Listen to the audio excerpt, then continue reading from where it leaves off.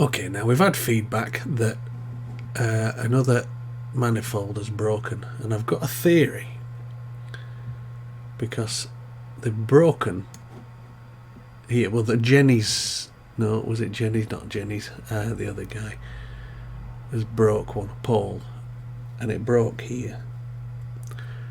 And my theory is it's the layer adhesion between each individual layer, because as you build up, each layer's got to stick to the next, like this. So that's the reason that it broke where it did and didn't break where it was holding the carb here, because the layer adhesion here is in a different direction. So theory is that I'll print it in this orientation. So if you print it this way, no one part has got a single seam going around it. They're all split like that on a slope, which will make it a little bit ugly where the support material attaches to the underside, but it is the underside and it's out of sight, and so be it if it gets as a working thing. If not, I need other material. There is a carbon fibre infused one, and maybe that'll do it. So now I'll show you the 700 one.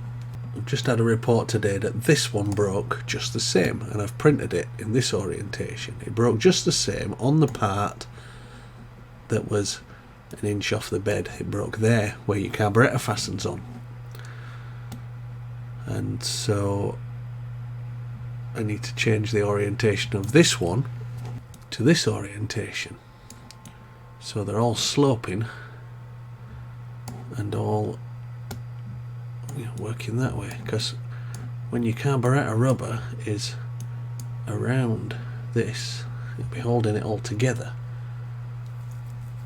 and hopefully that'll help solve our blowing things apart issue.